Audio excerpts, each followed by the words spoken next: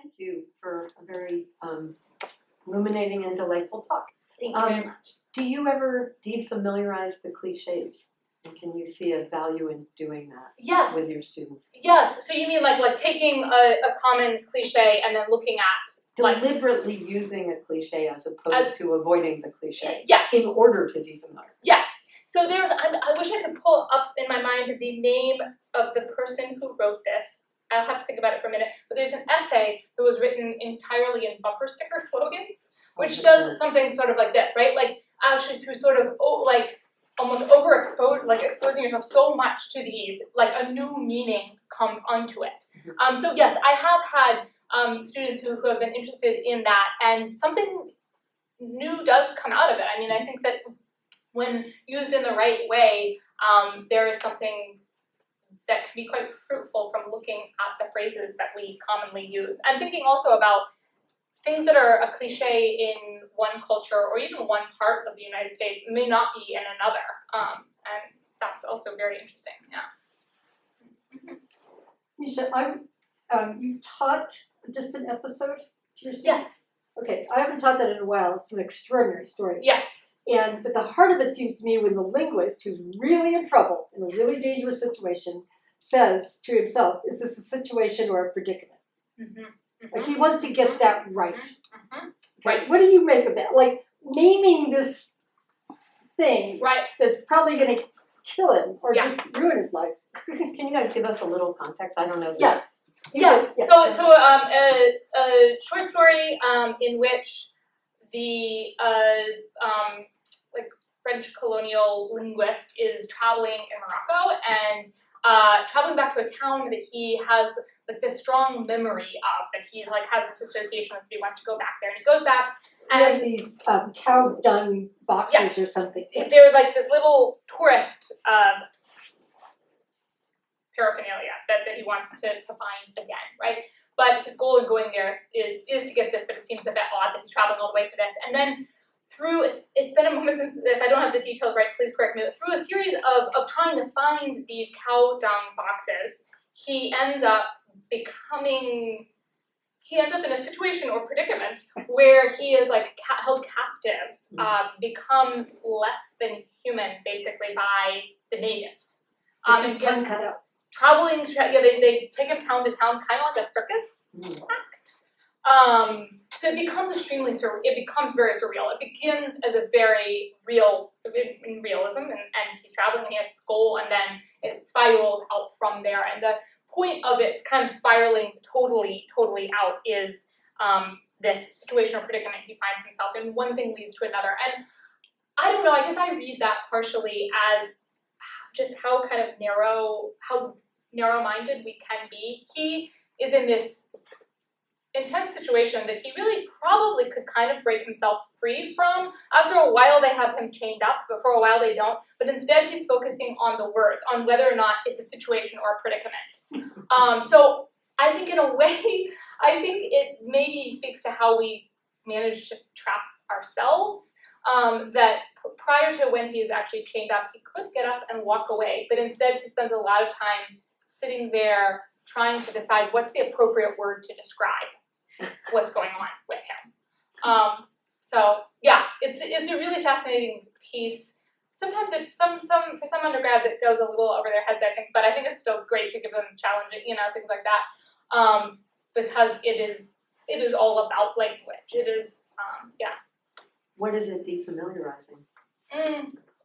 Well, the landscape becomes basically like the antagonist. So I use it a lot in the part of my class where I talk about landscape being a character.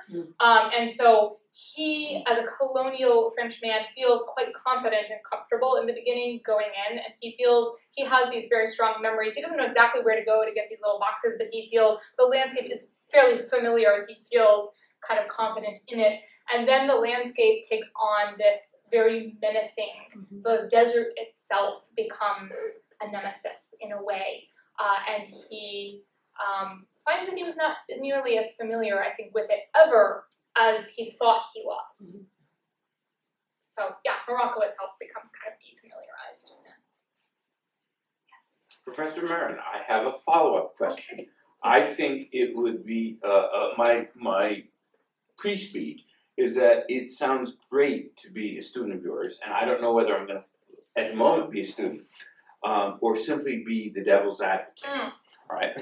So I wanna go back to the walled question, and I've been thinking about how to ask it in a couple of different ways. Yeah. But in the modeling, you have a very romantic accounting built into of an object that could be a word or it could be a thing. Yes. That has deteriorated in its ability to produce responsiveness. Yes. Am I following you? Yes. Versus some kind of original or restored, if depending on the temporality of a so the cliche is here. Right. In Emerson's terms, the frozen metaphor is here, and the original poetic word is there. Okay, what happens with iconography, with liturgy, with language that is that purports to be incandescent in its repetition, its amazing familiarity? So that's my question. Yes. No. And it doesn't seem hostile since I read your story with great interest, and you've got Mary sitting on top of the house. Yes, exactly. No. I think that's a great question, and I think that, obviously I'm working in this talk in broad strokes here, right? And so in those two categories, but clearly there are not just those two categories, nor are, I think back to your question, are they kind of exclusive to one another, right? I think that it's more of a spectrum, and also that things can become defamiliarized through familiarity. They can take on a new form, right? So when I think about my grandmother saying the rosary over and over again, I'm not sure for her whether or not, I think on any given day, perhaps the words might be defamiliarized or not, but it's this incantation. But when I heard it, her repetition made it something new to me. So I think that I have these kind of I set up these polar opposites. They're not really polar opposites, nor are they firm categories that any certain word or phrase would ever be forever in the context of wherever it's being written. You might have something that through repetition becomes defamiliarized, or that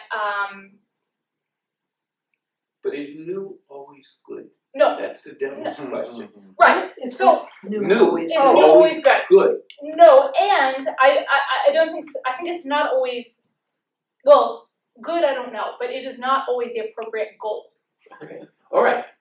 No. That, so it may so always be good, but it is not always the appropriate goal. And when we're talking about this in the context of creative writing, I think that I'm a strong proponent of the fact that I want the form to have some kind of relationship to the content. Right. So the content may call for a very familiar form. So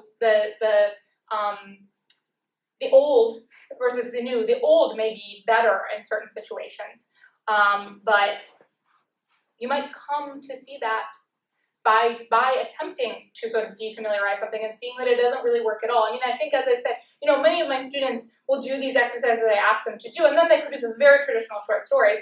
But I still think that something about the way that they produce those very traditional short stories has something to do with the way that they engage with the exercises. And so new is definitely not always, it may always be good, it is not always better, and definitely not always appropriate for any given text you may be creating.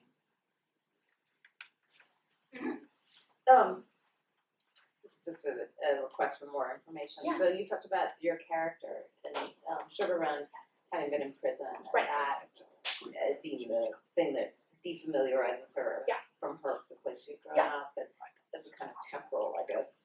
Yes, there's 18 years into it that, So she's been defamiliarized by that, and I know you've done some teaching in prisons, and I wonder if you could just speak a little bit about that in the context of this question of defamiliarization and changing perspective on things. Yes, absolutely. Yeah. So I started writing Sugar Run before I had taught in prisons. I had some familiarity. My father, when I was growing up, he worked for a nonprofit that worked with family members of women in prison, and he would go into prison and visit women who hadn't received a visit from family or friends, and I would go with him as a child. So I was somewhat spatially familiar with what it felt like to be in a prison, and I'd always been aware my entire life of incarceration and kind of the effects of that. But when I started writing the novel, I hadn't, as an adult, visited a prison. And then I had the opportunity to start teaching in a state prison in Iowa, and I've been very glad I had that opportunity, because the difference between, say, reading, I mean, I did research for Sugar Run in many different ways, reading, watching documentaries, listening to podcasts. But when I actually went, I mean, ostensibly I was going in as a teacher. It really didn't, have anything to do with my novel at all, but it was a great help to me, because the physical experience of entering that space and seeing and talking with these men, one of the things that they always wanted to talk about in the beginning was the weather, which, we all talk about the weather as small talk all the time, but it was so different with them, because the only time they got to go outside was this very small prison yard. The only thing they could see was the sky that was right above, and for some of them, they didn't go outside even every day, and so something as familiar and kind of like just day to day as a conversation about the weather, I realized that while I was engaging in this conversation at first as a kind of chit chat, pass the time, we're kind of awkward with each other, let's just talk about this, they were not. So that's just a kind of a tiny example of like larger things, but that's something that I really couldn't learn through reading. That was something that I realized was these are men who, if they have gotten to spend time outside, it's been about 15 minutes in a very, very small area. We were talking, it was fall, leaves were changing. There were no trees that they could see. They, I can say, yes, the trees are red and orange on the drive up here. They haven't seen that in some of them 15 years. So that reality of that really set in for me. Yeah. Yes. Oh, thank you so much, Mesha, for your lovely talk and for sharing your work with us. So the question I want to ask is it's related to both your writing and your teaching. So your writing seems at least to be in part deeply personal, and then your teaching is about actually sort of like taking away the personal in some way, right? Right. And making that familiar. Yeah. So, and a lot of students, I'd imagine, come into a creative writing class and there's a confessional quality to their writing, and we talked about this yesterday.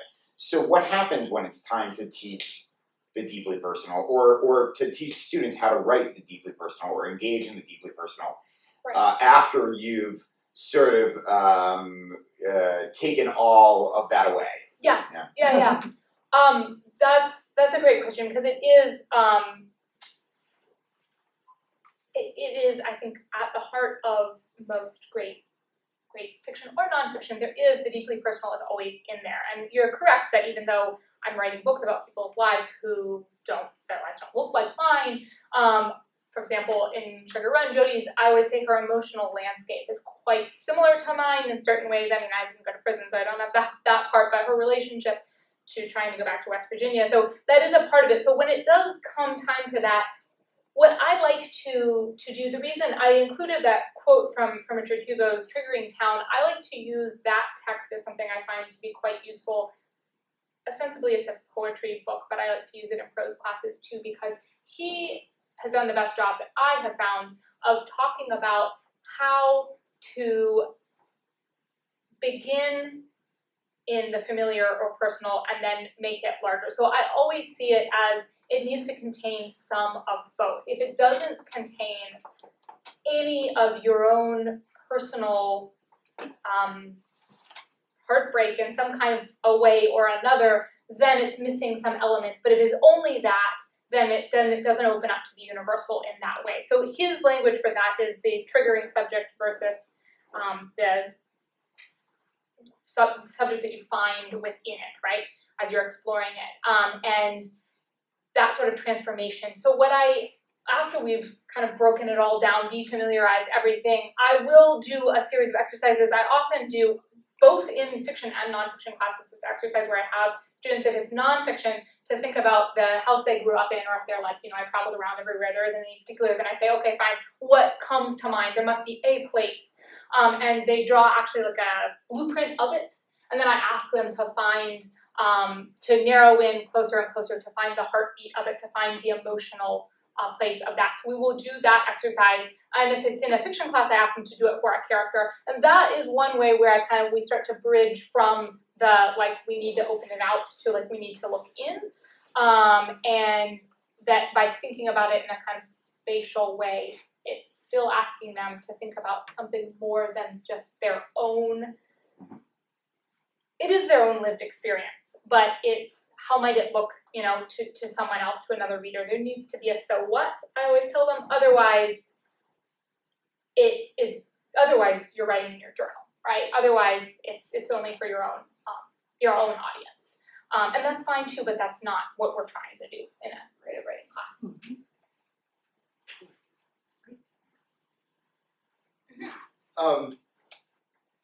I think I have a question for you, but I want to ask Tom to expand on his comment in the hopes that will then also be a question for you. And so, Well, we're taking her off the hook for a second. yeah, maybe that's the way of thinking about it. But It's not as that. so I was trying to understand better your question. So you maybe contrasted the liturgical with the novel, but was your point to get at something like the poetic, which would be between the two, so that in liturgical speech, then there's a repetition, and as you were saying, maybe someone experiences this new every time, but probably not. It's probably the comfort and familiarity of the sameness. Whereas in the novel, as the name suggests, it's supposed to be new every time. But there's something, but the poetic is somewhere between the two, right? Like, Wordsworth, you're supposed to repeat the lines and memorize the lines and say them over and over, but they're not just supposed to be liturgical. They're supposed to be somehow magically new every time you repeat them. And is your point that, in the novel, you would want to have some poetic, there's some element of that kind of thing that you would want to have lines that would be repeated, I guess I partly meant, I'll give you three answers. One is first, that there's a certain kind of novel that takes its value from the repetitive. Yes. All right. A second one would be relational. Having dropped the words liturgy and icon in, I was giving her the opportunity, all right, if she wanted to run with a contextual thing that said that relation. She gave us among, all right, relation to it. So among the liturgy doesn't work the way reading by yourself does. And then the third one, which is a version of the two, is historical. We have Wordsworth now doing what Wordsworth did. All right, I think Eliot does one thing, and I think Cole Porter does another, because I think Eliot's real competition is the rise of popular song, and he knew it. And he knew it, right? And so that these values play off against her. Her language of good, better here than and better there works. And I like what you're saying about context, and of course that affects it. I also when you were speaking, it was making me think of I recently read Glenn Maxwell's book on poetry, and he's saying also that literally nothing cannot be repeated. Like, even if you have the same line in poetry and then the same line below it, when we speak it out loud, we're never able to repeat it in exactly the same way. So when we think of repetition, it's not obsolete, as in, oh, why did you put that line there twice, right? So I guess that's sort of a context too. Because it's made present by the repetition, yes. right? Sorry. No. I don't need to hear myself. Well, no, it's just you said you were expanding on my cliche question. Right. And it's why a cliche is something that isn't just an easy, obviously we use cliches because they're easy, but we also use cliches because they can re-empower themselves. Right. And because they do carry in a very different way. Right. And if we actually take the time to think about them, they do carry a great amount of meaning with them. The problem is that we often speed right by them, but they carry a lot of history. I love to talk with students too about why do we use, why do we say, use a fox or a snake when we, why? Let's break it down and think about what did these cliches carry with them? If you defamiliarize them. Yeah. They become historical repositories if you defamiliarize. Yes. And that's what I think, you were getting at. And now you know who we are. Yeah.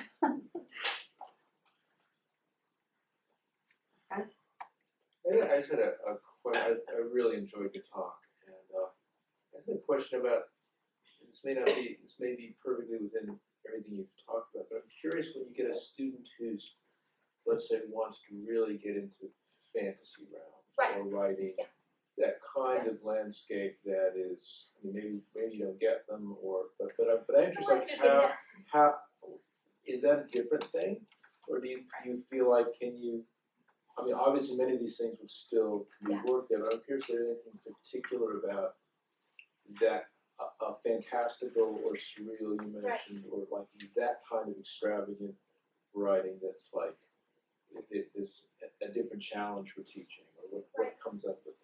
I do think it is a bit of a different challenge, but the way, so far at least, that I have approached it is by using the same tools, and I mean, I know that there are creative writing teachers who say, you know, no, we can't have any of that. I don't want that in my classroom, and that's not the way that I approach it whatsoever at all. I mean, I'm delighted for students who want to sign up for my class, period, right? Like, I'm not going to say you're not allowed to write about that, because also, I mean, just who am I to say that writing a domestic fiction about, you know, a troubled marriage is more important than the dragon that you want to write about. I might have my own personal taste, but, you know, that's not what we're talking about here. So I like to give them models. I like to give them examples. So one thing I like to do is to try to encourage them. There's a book that came out probably about maybe 5 or 6 years ago by a man named Bennett Sims that is a zombie novel, but it is a very intellectually rigorous zombie novel.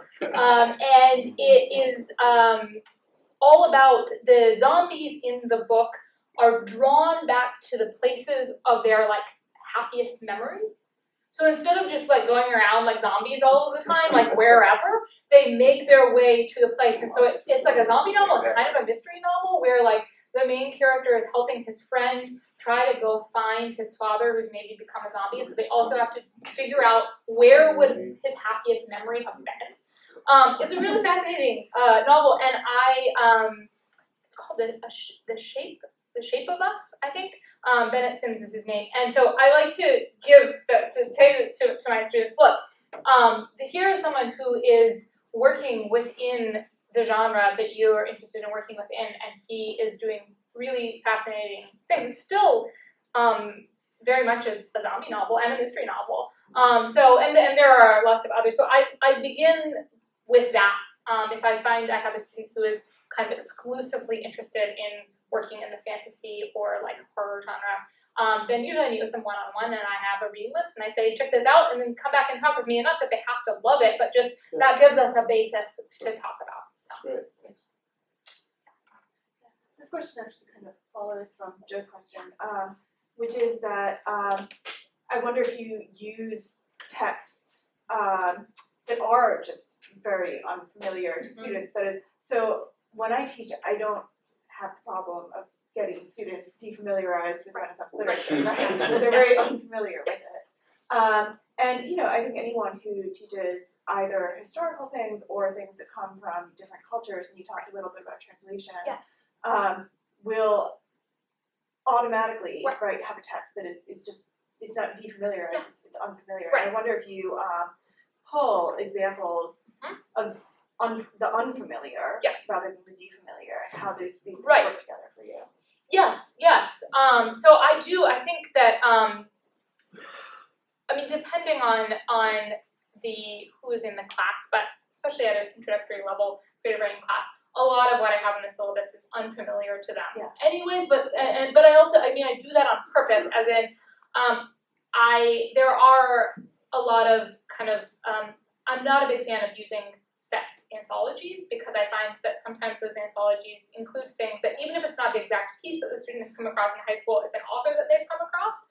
And there can be some value in that, but I also feel fairly confident that at least if the student is very interested in English or creative writing, that they will probably come across Raymond Carver at some point, right? I don't think that I need to, I mean, I might use a Raymond Carver story. I actually use there's the 2 versions of a Raymond Carver story, the one that was edited by Gordon Lish and the one that's not. And we use that when we talk about revision, because you can look and you can see how widely. So there are contexts in which I might use something like that. but I don't find it to be my duty to bring it to them because I think they're gonna come across it, right?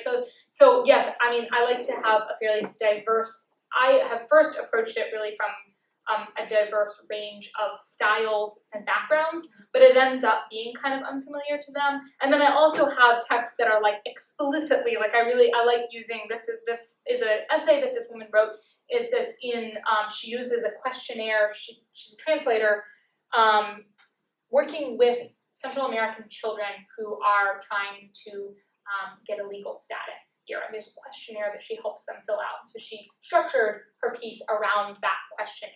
So there are pieces that are, or this is like a whole anthology where they're fiction pieces that are like pseudo interviews, faux lectures. So there are things that I use that are like explicitly strange in that kind of a way, but then I also think that the reading list that I have, I try to pull from different regions of the US and then also like internationally, and try to pull, I mean, most of the stuff that I'm teaching is fairly modern, but also to pull examples from different time periods, because I do feel that, fairly confident that there are certain authors who, if the student hasn't come across them yet, they will on their own, and there are others who I think they may not, and then it is sort of, maybe not my duty, but I do think there's a certain joy in introducing them to unfamiliar texts. Thank you. All right.